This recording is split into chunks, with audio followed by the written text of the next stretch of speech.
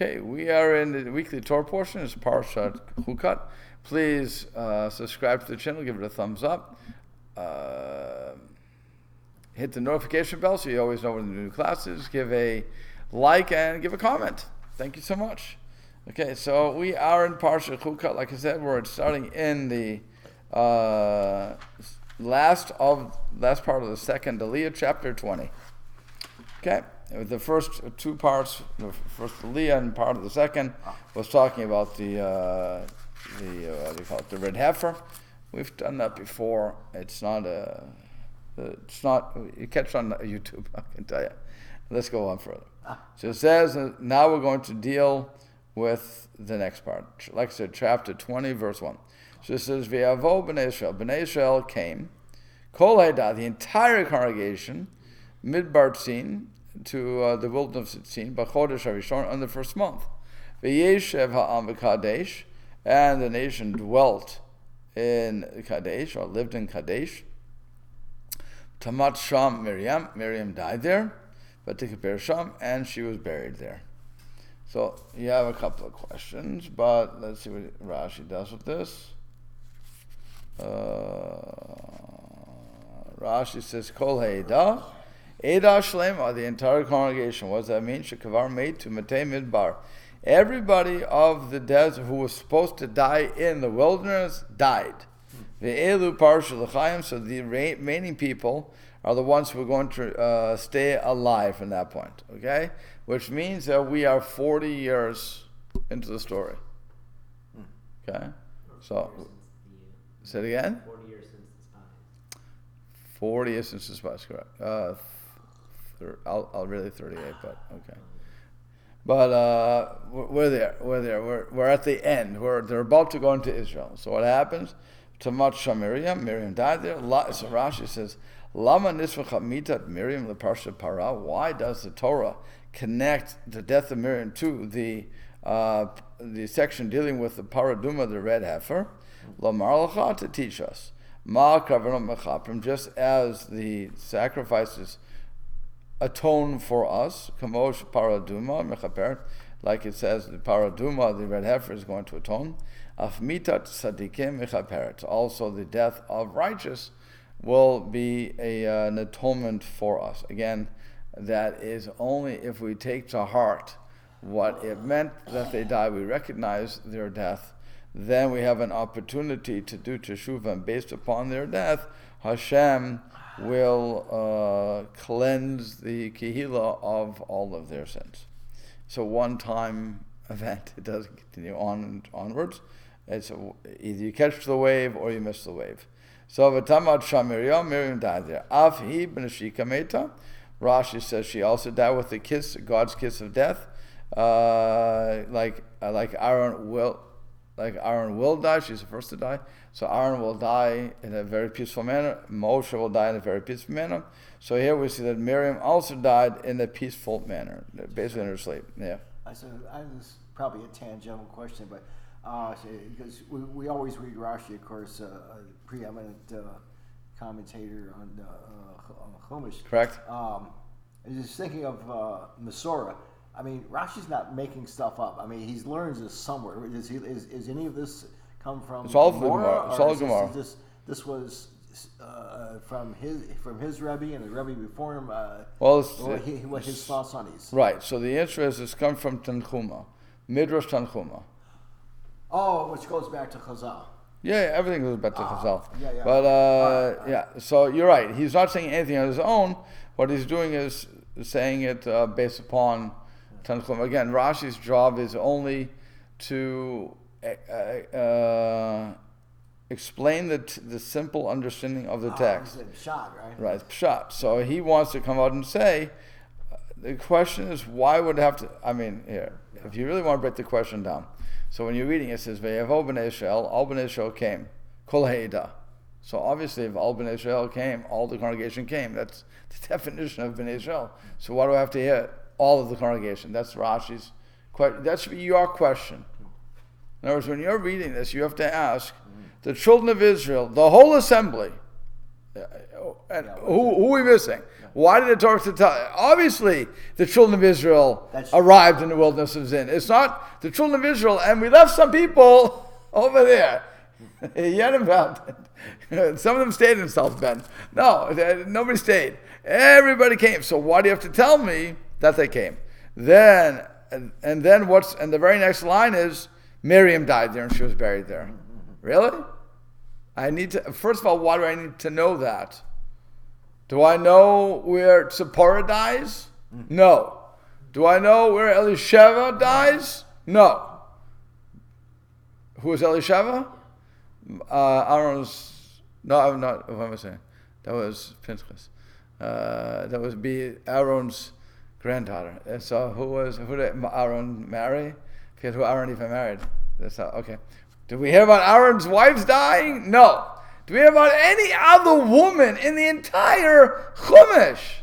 With the exception of who? Actually, I shouldn't say it. Sarah died, and who else died? Rachel. Did we hear about Rivka's death? No, it was only hinted to. It's only hinted to. Did we hear about Leah's death? No. Did we hear about Bilhah and Zilpah? No. So here's a third woman in the entire. Do we hear about Chava dying? No. I don't think we hear about. I think is Rivka? I'm sorry, Sarah, Rachel, and now Miriam. I think it's the only three women. I'm trying to remember if that's the only. I think that's it. We only had three women dying. So again, why do we have to hear she died? What information are you giving me? That's what you have to ask. Whenever you see this, what? In the middle of the story, she died there. Headlines, she died. Okay, right. And buried. And so what else?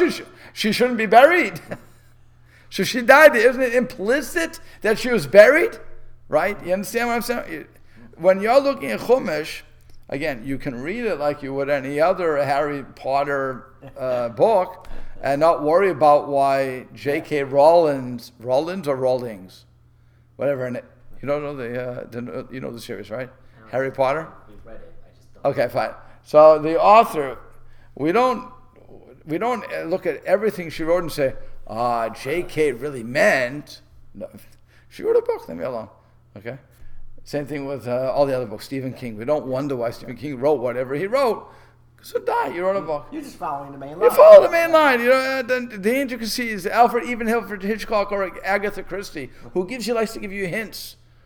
And maybe in retrospect you'll figure out what it says. But for the most part, you're reading the book for entertainment. So if I'm going to read the Torah for entertainment, fine, I'm going to miss every single thing there is. Rashi is expecting you to show more deference to this book.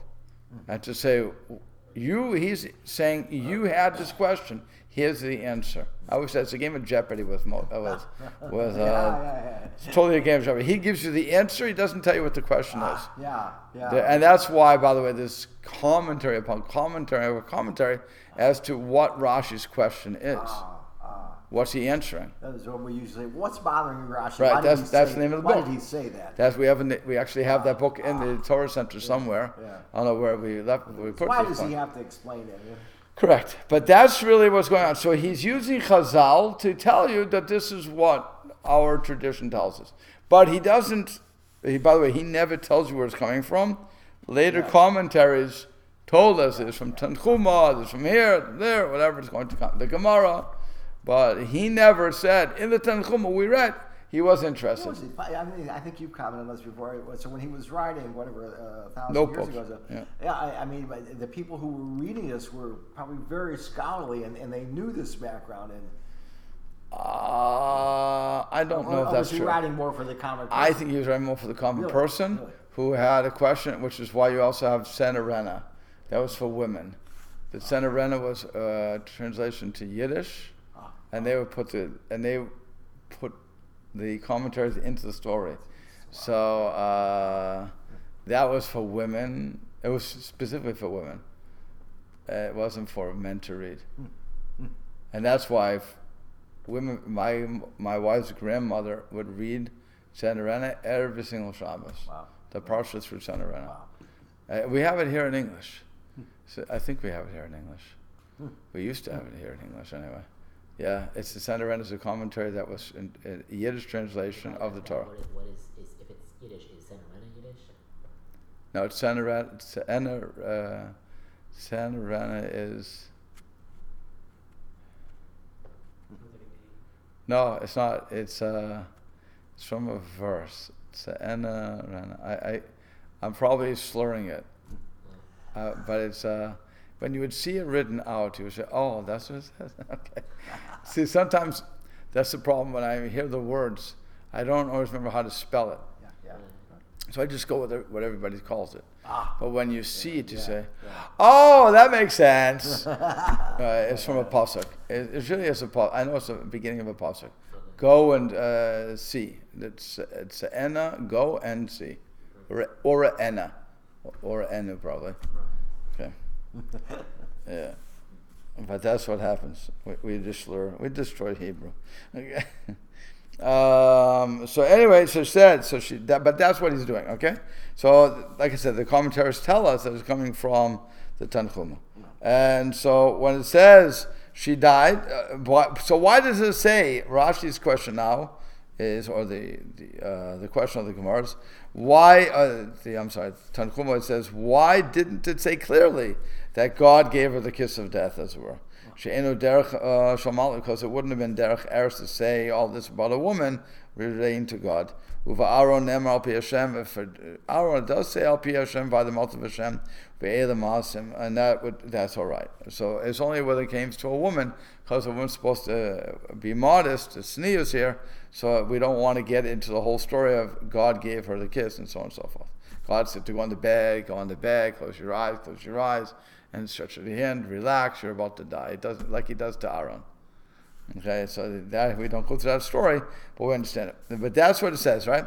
So here, and then it's what's the next line? There was no water from the congregation. What? Yeah, so Vayikahalu al Moshe vel Aaron, and they assembled against Moshe and against Aaron. You have to ask yourself a question. Again, if I'm the reader, what does one have to do with the other? They came to the wilderness of Zin in the first month. They settled into Kadesh. Miriam died. She was buried. There was no water for the assembly. Something's out of whack here. You started with a headline, they all arrived. Then the second headline was, the second finish I got was Miriam died. Third one I got was, there was no water. No. That makes no sense to me. It may be true that all three things happened, but what's the connection? Yeah, they're discombobulated. Right, there's no connection here, right? Is there a connection? On the surface, no. I'm talking on surface. You're the reader. Reading it just as a words, it's like a PowerPoint.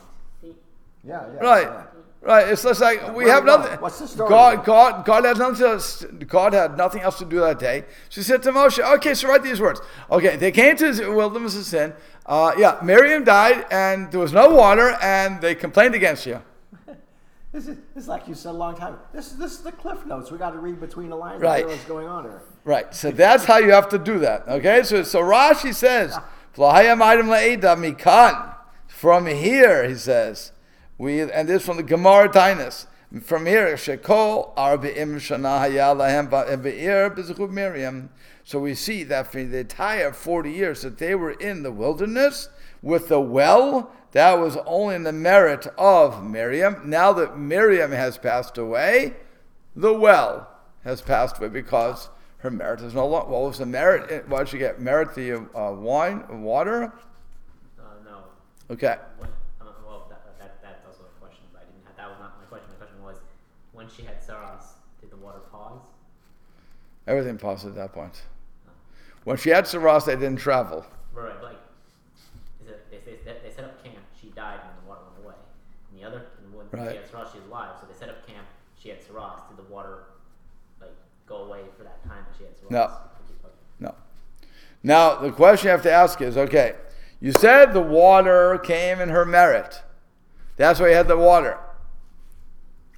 We say every single time, every single day, 3 times a day, Baruch atah Hashem Elokeinu v'Elokei Avotenu Elokei Avraham Elokei Yitzchak v'Elokei Yaakov. Right? Why are we using those three? Why are we using the forefathers? To say it's not in our merit, it's in their merit. They're dead. They're dead, right? They've been dead. Avraham, Yitzchak, and Yaakov have been dead for over 3,000 years. What merit are we talking about? If Miriam's merit couldn't last for 5 minutes, she died and the well went away. Yeah. Why do we assume that the forefathers' merits, they're dead, and we're still, this very day, saying, B'zchut avotenu, and the merit of our forefathers do this. Where's the merit? It doesn't make sense. Right? If something is the merit of the person, so that should continue forever and ever. So what happened? What happened here? That the merit went away. So the Kli Yakar, and I said this many years, but it's so worthwhile repeating. He says the reason that they missed it, the reason that it went away was because of the punishment. What was the punishment? Why the Jews deserve a punishment? Because nobody mourned or nobody eulogized her properly. She died. The Torah says she died and was buried there. Because Moshe and Aaron, it says, when it came to Moshe and Aaron, it says, Vayivku otam b'nei Yisrael, that b'nei Israel cried when they died. Evakan lo nemar vayivku otam. It doesn't say here they cried. Never a person. Wait 1 second. Okay. Never a person died. Okay, but there's no crying over this. What did she do for me? She didn't do anything for me. Aaron pursued after peace. He ran after making peace for everybody. Moshe split the sea, blah, blah, blah, brought us out, prayed on our behalf, davened for us, did what he was answering questions. What does Miriam do for us besides pray on her timbrel and sing Az Yishem Moshe, which only imitating Moshe anyway, at the sea? What's the last time we hear of her? She had at the splitting of the sea when she had the women singing. That's it. So what did she do for 40 years? That she cry that she's gone. Again, it's very sad. Nebuch, condolences to you, Moshe. Condolences to you, Aaron. But what does Mary have to do with me? I'm not going to cry over it. Okay? So that's what it says. So now it says she died there and she was buried there. And what does that mean? Keep a makom sham. In the place that she died, tehekavrat ala altar. That's that place where she was buried immediately. As if she was forgotten from the hearts of people. And so they didn't understand it at all. So therefore, God took the water away from them. Why? So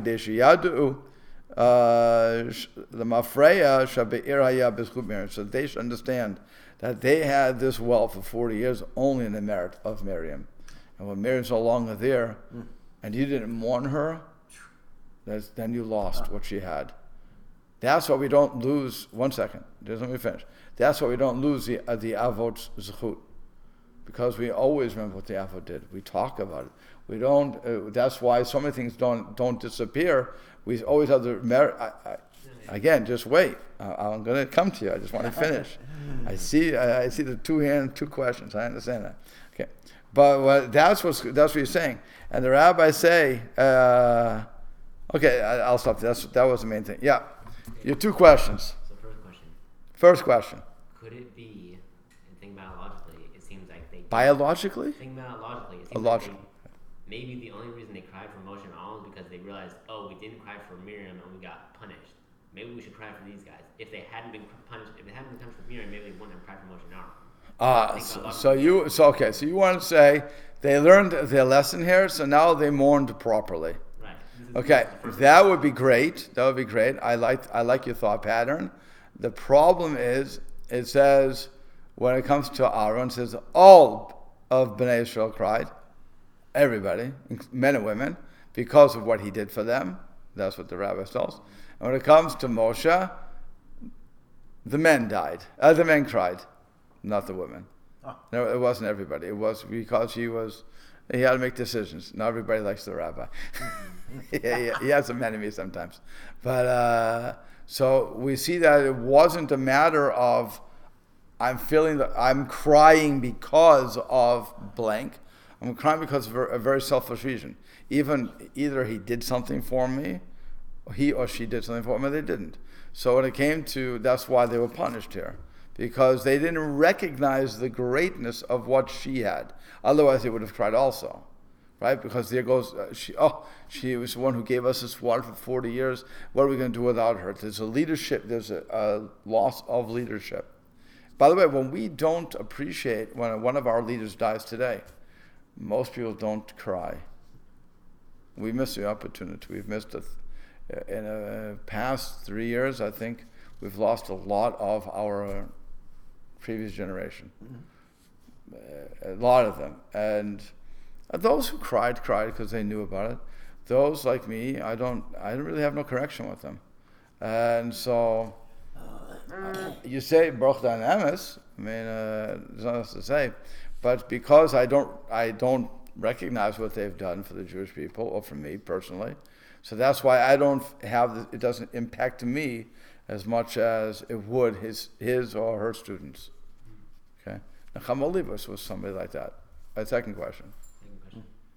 What was Miriam known for that she had merit, or what did she do to have merit to have the well? Well, the merits of Miriam with the well was that she waited for Moshe. So about the water and so on and so forth. I think she also did something to bring water. I forget what the other thing was, but she has a couple of merits. But water was her medium, and so that's why she, in the merit of her, the waters came out. Yeah. So the example of like for Aaron and Moshe, people different groups cried, but generally people cried and mourned because they saw a connection. When Miriam died, they said, she broke dynamics, but don't really know what she did for us. The well goes dry. Okay. Right. No, that's exactly what it is. Right. Because we don't recognize it, so Hashem has to show us what we're missing. Right.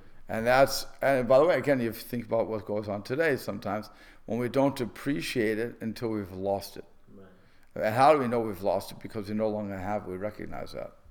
If people don't recognize that, which is, again, goes into the whole story of what I said, their death can be an atonement, but we have to recognize that there was something there, and we have an opportunity to tshuva and so on and so forth. The well will come back in the merit of Moshe. Right? He's going to get the well back. That's the next storyline. But it's going to be, but they had to feel the loss. And since they didn't, I'm going to give you something to cry about. I'm going to tell you what this woman had, what this woman did for you. Okay? So that's what the Kli Yakar argues, and it really is a very telling story, because many of us don't realize what they've done for us. We don't appreciate who they were. I'll give another example. I know people have a problem with Shlomo Kalbroch these days, but some people. But his Nigunim, his songs, the spirituality he brought back to Tefillah is unparalleled. Everywhere I'm going to use some of his tunes, and it may evoke some bad memories from some people, but for the most part, he turned people on with those songs, and with his stories about the wolf and all this other stuff that he came up with. But he really reignited some people, and we just don't appreciate that. And some people didn't appreciate that when he died, but really he gets a lot of merit for what he did. The other part I don't know. I'm not going to address the other parts of why people don't like him, but it's for that one particular thing he did a lot. I'll give you one other that, again, most people don't know, but the benching, that Baruch Atah, saying, that according to what I was told was the what do you call it? The composer of that song was Mordechai Kaplan. Really? Who was the founder of the Reconstructionist movement. I thought that came out of NCSY. No. And so, while the rest of the stuff that Mordechai Kaplan did was no good, okay? For that one particular thing, do you know how many people are benching to his, Yeah. again, assuming that the story is correct, and that's his tune. So the amount of merit he gets for having that tune and catching on, everybody uses it. Yeah. Everybody uses it.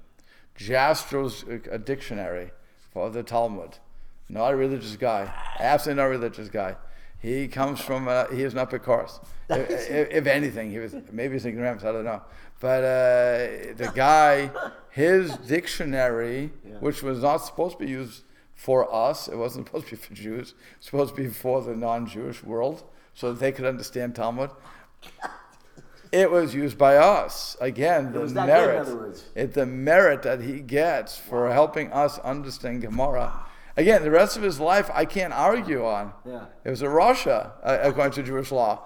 But he did something that when he died, you have to say, Nebuch, what happened to this?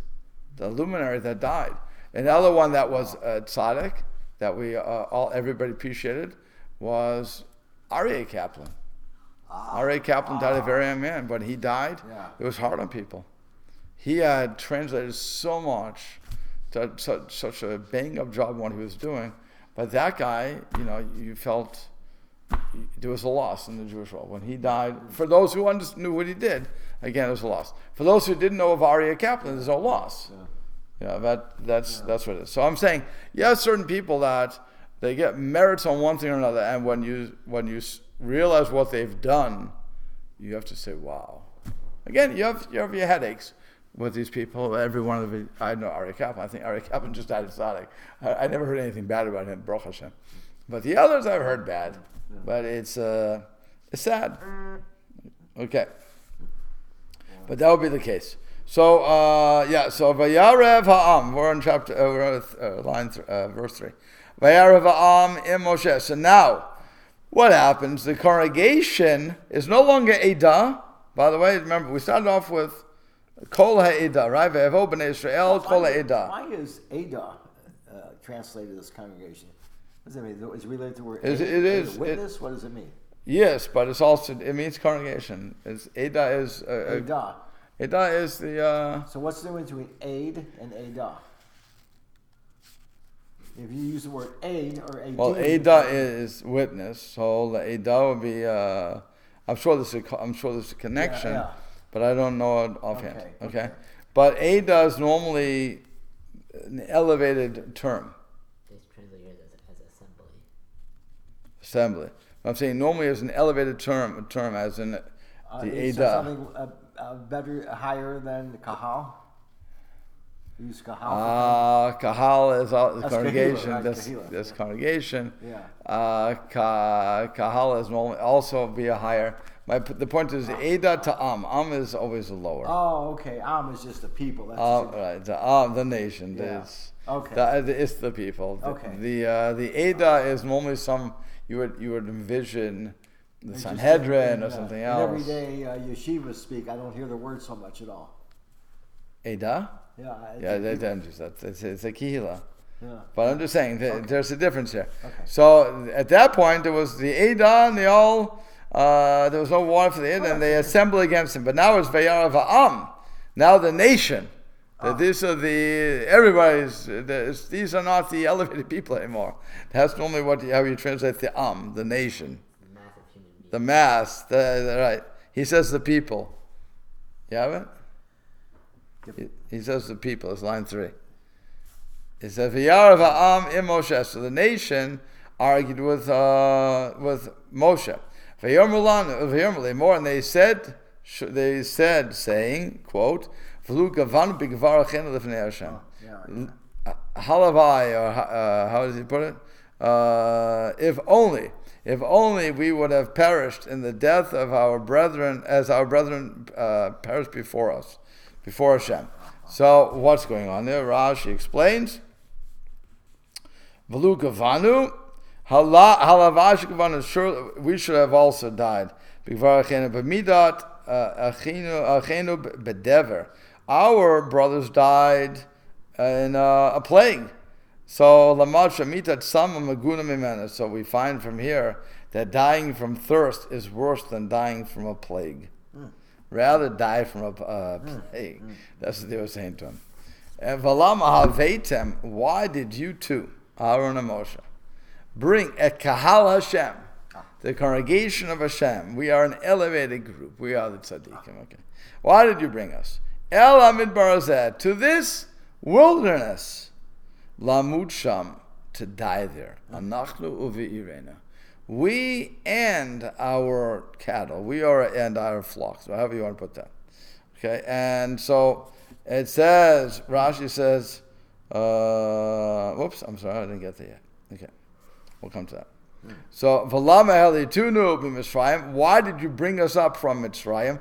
This is 40 years later. And we're still going back to the same old, why did you bring us out from Mitzrayim? Wait a minute, I thought all those people died. They did. So and now the descendants are asking this. Right. I wanted to think about something. How many people in the Orthodox world today who were never in Europe, never. Yeah, right. Say, oh, the days that they were in Europe, oh, it was such a beautiful time there. They get to the yeshivas, this and that. And then we say, the plagues, and the pogroms, and this and that. You're forgetting all those things. Come on. But people like to reminisce. Oh, it's the good old days when we were in Poland and together learning. The yeshivas. They were starving. Leave me alone.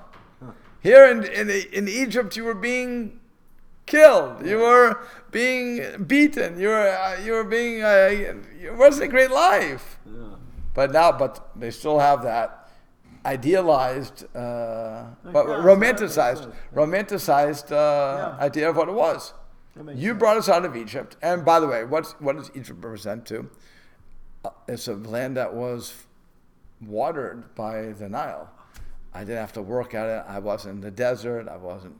Okay, it's a great time. I was surrounded by clouds all day, and that are giving me new clothes and ironing me, and I don't have mon coming from the sky. But why can't I? Why can't I? Well, let's transport this whole thing to Mitzrayim. We know Mitzrayim. We like Mitzrayim. Mitzrayim it was good real estate. As long as we don't go to Israel, we'll always have the clouds. So let's go someplace nice. Right. And combine it. Right. That's how you could look at it too. You understand? You could do that. But they're saying, so why did you do it? To bring us El Hamakom Hara Hazeh, to this bad place. Lo Makom Zera, it's not a place of seed. Ute'ena v'gefen v'rimon, and there's no fig? I always get these wrong. Fig, grape, or pomegranate. There's nothing here.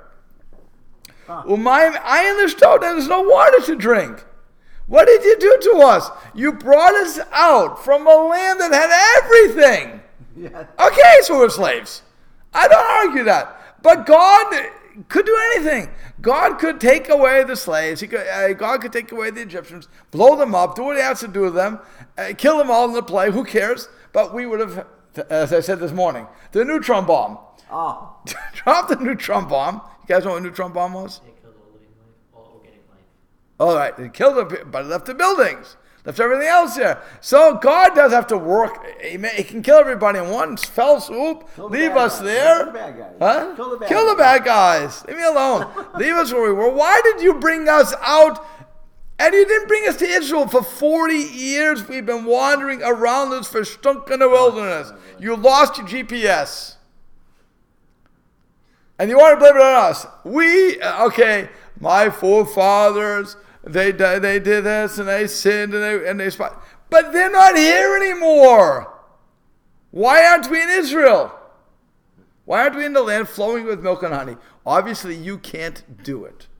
So why did you bring us out from Egypt? You understand? It's not really, I can rationalize their speech. Because there's no reason not to be there. There's no reason to be in the desert anymore, right? Everybody's dead. Yeah. Say it again? Lack of water is kind of their fault. There was food and trees. No. The water is because they didn't appreciate Miriam, right? Right. Okay. But we understand that.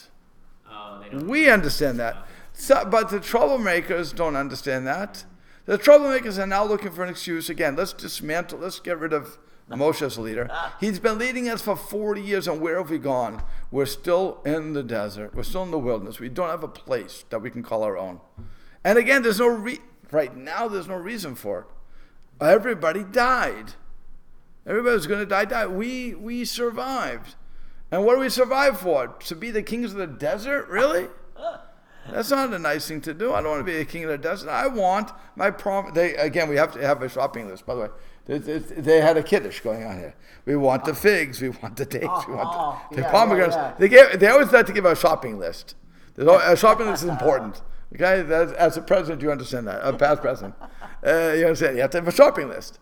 So I want that. And by the way, there's no water. Yeah. Why didn't that stop? Why wasn't that the beginning? There should have been, there's no water. And also, we don't get this. We need water. We don't need grapes, figs, and pomegranates. We just don't. They should have said, we have a problem here. Also, while we're talking about problems, right. I mentioned some others. And by the way, once you get into the food, so why not have another menu? These things must have been growing in Egypt then, huh? Probably. I mean, why would they be asking about it? They're missing it from someplace. Right. It Somewhere. wasn't growing in Egypt. He was importing it, at least. Oh, that could also be. However it's getting there. Yeah, I mean, And then finally it says, and that, we'll have to stop here, but it says, V'yavo Moshe v'Aaron, and so Moshe and Aaron came again, the same thing. V'yavo, it really should say, V'yavo, they came. It says, V'yavo, he came. Who's the he?